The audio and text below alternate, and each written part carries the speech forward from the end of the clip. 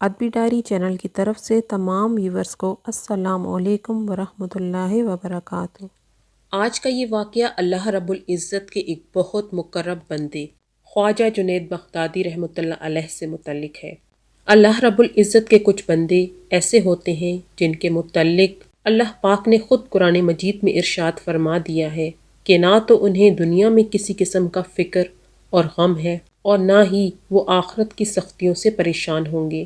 حضرت جنید بغدادی رحمۃ اللہ علیہ شروع میں خلیفہ بغداد کے شاہی پہلوان اور پوری مملکت کی شان تھے۔ پورے بغداد میں ان کے مقابلے کا کوئی نہ تھا۔ بڑے سے بڑا پہلوان بھی ان کے آگے زیر تھا۔ یہی وجہ تھی کہ شاہی دربار میں ان کو بڑی عزت کی نگاہ سے دیکھا جاتا تھا اور بادشاہ کی نظر میں ان کا خاص مقام تھا۔ ایک دن دربار لگا ہوا تھا۔ جنید بغدادی بھی بادشاہ کے ہمراہ اراکین سلطنت کے ساتھ بیٹھے ہوئے تھے کہ خادم نے آ کر اطلاع دی کہ صحن کے دروازے پر صبح سے ایک لاغر و نیم جاں شخص بوسیدہ لباس میں برابر اصرار کر رہا ہے کہ میرا چیلنج جنید بغدادی رحمۃ اللہ علیہ تک پہنچا دو، میں ان سے کشتی لڑنا چاہتا ہوں۔ بادشاہ نے حکم جاری کیا کہ اسے دربار میں پیش کرو۔ اجنبی ڈگمگاتے قدموں سے دربار میں حاضر ہوا۔ وزیر نے اجنبی سے پوچھا، تم کیا چاہتے ہو؟ اجنبی نے کہا کہ میں جنید بغدادی سے کشتی لڑنا چاہتا ہوں۔ وزیر نے کہا، چھوٹا منہ بڑی بات نہ کرو، کیا تمہیں معلوم نہیں کہ جنید بغدادی کا نام سن کر تو بڑے بڑے پہلوانوں کو پسینہ آ جاتا ہے، پورے شہر میں ان کے مقابلے کا کوئی نہیں۔ تم جیسے کمزور آدمی کا جنید بغدادی سے کشتی لڑنا تمہاری ہلاکت کا سبب بھی ہو سکتا ہے۔ اجنبی نے کہا کہ جنید بغدادی کے پہلوانی کی شہرت ہی مجھے یہاں کھینچ کر لائی ہے اور میں یہ ثابت کر کے دکھاؤں گا کہ جنید بغدادی رحمۃ اللہ علیہ کو شکست دینا ممکن ہے۔ میں اپنا انجام جانتا ہوں، میرے چیلنج کو قبول کیا جائے، یہ تو آنے والا وقت بتائے گا کہ شکست کس کا مقدر ہوتی ہے۔ بادشاہ نے کہا کہ اگر سمجھانے کے باوجود یہ بضد ہے تو یہ اپنے انجام کا خود ذمہ دار ہے۔ لوگوں کو بڑی حیرت ہوئی مگر خلیفہ نے درباریوں سے باہمی مشورے کے بعد کشتی کے مقابلے کے لیے تاریخ اور جگہ متعین کر دی۔ پورے بغداد میں اس انوکھی کشتی کا تہلکہ مچ گیا۔ ہر شخص کی خواہش تھی کہ اس مقابلے کو دیکھے۔ مقابلے کا دن آتے ہی بغداد کا سب سے وسیع میدان لاکھوں تماشائیوں سے کھچا کھچ بھر گیا۔ انسانوں کا ٹھاٹے مارتا سمندر تھا۔ کشتی کا اعلان ہوتے ہی حضرت جنید بغدادی رحمۃ اللہ علیہ تیار ہو کر اکھاڑے میں اتر آئے۔ بادشاہ وقت بھی اپنے اراکین کے ہمراہ بیٹھ چکے تھے۔ دوسری طرف وہ اجنبی بھی کمر کس کے ایک کنارے پر کھڑا ہو گیا۔ لاکھوں تماشائیوں کے لیے یہ بڑا ہی حیرت انگیز منظر تھا۔ ایک طرف شہرت یافتہ پہلوان اور دوسری طرف کمزور و نحیف سا شخص۔ ہر شخص اس کمزور اور ناتواں شخص کو دیکھ کر حیران تھا۔ سارا مجمع دھڑکتے دل کے ساتھ اس کشتی کو دیکھ رہا تھا۔ حضرت جنید بغدادی رحمۃ اللہ علیہ نے جیسے ہی ہم ٹھونک کر زور آزمائی کے لیے پنجہ بڑھایا اور اس سے پہلے کہ جنید بغدادی کوئی داؤ لگا کر اجنبی کو زیر کرتے تو اجنبی شخص نے دبی زبان سے کہا، کان قریب لائیے، مجھے آپ سے کچھ کہنا ہے۔ نہ جانے اس آواز میں کیا سحر تھا کہ سنتے ہی حضرت جنید رحمۃ اللہ علیہ پر ایک سکتہ طاری ہو گیا۔ کان قریب کرتے ہوئے کہا، فرمائیے۔ اجنبی کی آواز بھر آ گئی۔ بڑی مشکل سے اتنی بات منہ سے نکل سکی، جنید، میں کوئی پہلوان نہیں ہوں، زمانے کا ستایا ہوا ایک آل رسول ہوں۔ میرا ایک چھوٹا سا کنبہ کئی ہفتے سے جنگل میں پڑا ہوا فاقوں سے نیم جان ہے۔ چھوٹے چھوٹے بچے بھوک کی شدت سے بے حال ہو گئے ہیں۔ ہر صبح کو یہ کہہ کر شہر آتا ہوں کہ شام تک کوئی انتظام کر کے واپس لوٹوں گا، لیکن خاندانی غیرت کسی کے آگے منہ نہیں کھولنے دیتی، شرم سے بھیک مانگنے کے لیے ہاتھ نہیں اٹھتے۔ میں نے تمہیں صرف اس امید پر چیلنج دیا تھا کہ آل رسول کی جو عقیدت تمہارے دل میں ہے آج اس کی آبرو رکھ لو۔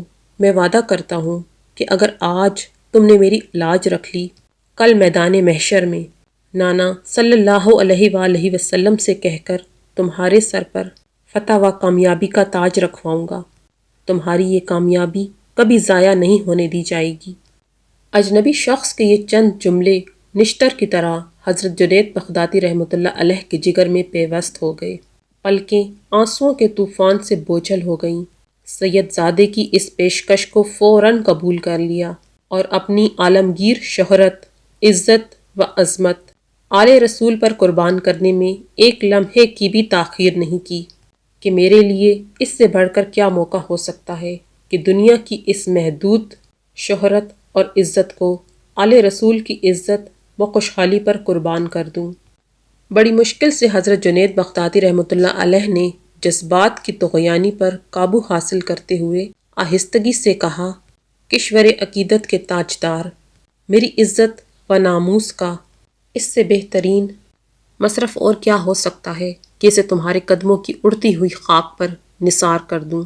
اتنا کہنے کے بعد حضرت جنید بغدادی رحمۃ اللہ علیہ خم ٹھونک کر للکارتے ہوئے آگے بڑھے اور سچ مچ کشتی لڑنے کے انداز میں تھوڑی دیر پینترا بدلتے رہے، لیکن دوسرے ہی لمحے لوگوں نے ایک ناقابل یقین منظر دیکھا۔ حضرت جنید بغدادی رحمۃ اللہ علیہ چاروں شانے چت تھے اور سینے پر سیدہ فاطمہ رضی اللہ تعالی عنہا کا ایک نحیف اور ناتواں شہزادہ فتح کا پرچم لہرا رہا تھا۔ ایک لمحے کے لیے تو سارے مجمع پر سخت کسی کیفیت طاری ہو گئی اور پھر حیرت کا طلسم ٹوٹتے ہی مجمع نے اس کمزور اور ناتواں سید کو گود میں اٹھا لیا۔ ہر طرف سے انعام و اکرام کی بارش ہو رہی تھی۔ حضرت جنید رحمۃ اللہ علیہ اکھاڑے میں چت لیٹے ہوئے تھے۔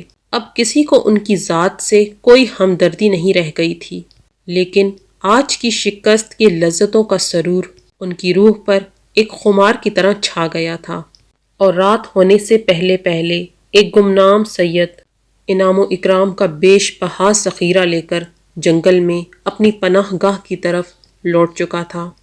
آخر لوگ بھی اپنے اپنے گھروں کو چلے گئے۔ عشاء کی نماز سے فارغ ہونے کے بعد حضرت جنید رحمۃ اللہ علیہ جب اپنے بستر پر لیٹے تو بار بار کان میں یہ الفاظ گونج رہے تھے، میں وعدہ کرتا ہوں کہ اگر آج تم نے میری لاج رکھی، کل قیامت میں اپنے نانا جان سے عرض کر کے تمہارے سر پر فتح و کامرانی کا تاج رکھوں گا۔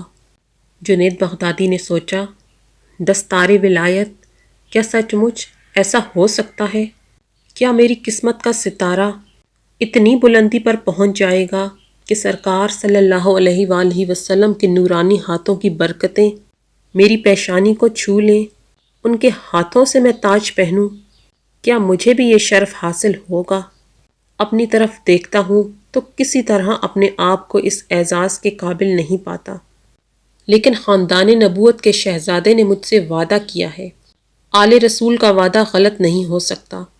اب میں جب تک زندہ رہوں گا قیامت کے لیے ایک ایک دن مجھے گننا پڑے گا۔ یہ سوچتے سوچتے حضرت جنید رحمۃ اللہ علیہ کی جیسے ہی آنکھ لگی، سوئی ہوئی قسمت انگڑائی لے کر جاگ اٹھی۔ دنیا کے حجابات سامنے سے اٹھ چکے تھے اور گنبد خضرا کا سبز گنبد نگاہوں کے سامنے جلوہ گر ہوا، جس سے ہر طرف نور بکھر گیا۔ سامنے شہد سے بھی میٹھے میٹھے آقا مسکراتے ہوئے تشریف لے آئے۔ جنید بغدادی کی ان کے حسن و جمال سے آنکھیں چندیا گئیں۔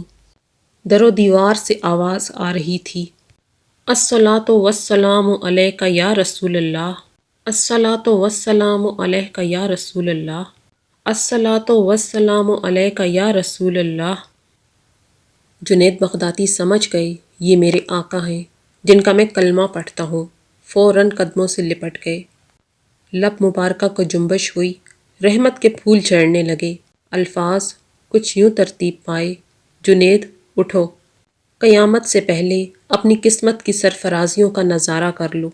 نبی زادوں کی ناموس کے لیے شکست کی ذلتوں کا انعام قیامت تک قرض نہیں رکھا جائے گا۔ سر اٹھاؤ، تمہارے لیے فتح و کرامت کا تاج لے کر آیا ہوں۔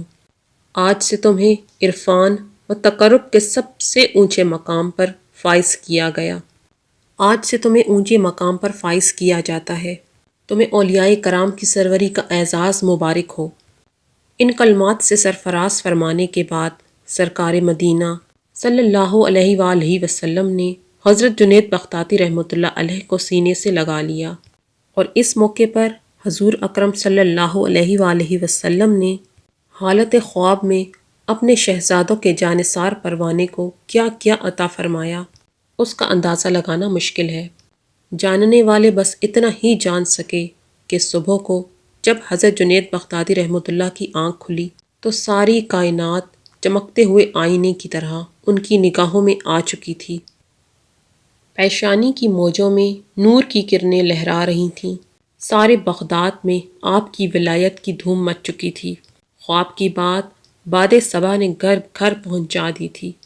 کل شام کو جو پائے حکارت سے ٹھکرا دیا گیا تھا، آج صبح کو اس کی راہ گزر میں پلکیں بچھی جا رہی تھیں، اور طلوع آفتاب سے پہلے ہی حضرت جنید بغدادی رحمۃ اللہ علیہ کے دروازے پر درویشوں کی بھیڑ جمع ہو چکی تھی۔ جو ہی آپ رحمۃ اللہ علیہ باہر تشریف لائے، خراج عقیدت کے لیے ہزاروں گردنیں جھک گئیں۔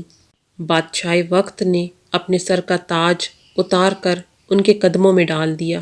سارا شہر حیرت و پشیمانی کے عالم میں سر جھکائے کھڑا تھا۔ حضرت جنید بغدادی رحمۃ اللہ علیہ نے مسکراتے ہوئے ایک بار نظر اٹھائی اور سامنے موجود عاشقان رسول کی ہیبت سے لرزتے ہوئے دلوں کو سکون بخش دیا۔ پاس ہی کسی گوشے سے آواز آئی، اولیاء کرام کی سروری کا اعزاز مبارک ہو۔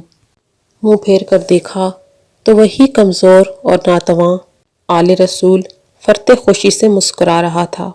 آل رسول کے ادب کی برکت نے ایک پہلوان کو لمحوں میں آسمان ولایت کا چاند بنا دیا۔ حضرت جنید بغدادی رحمۃ اللہ علیہ کا یہ مقام صرف اور صرف اہل بیت کے ایک فرد کا مرہون منت تھا۔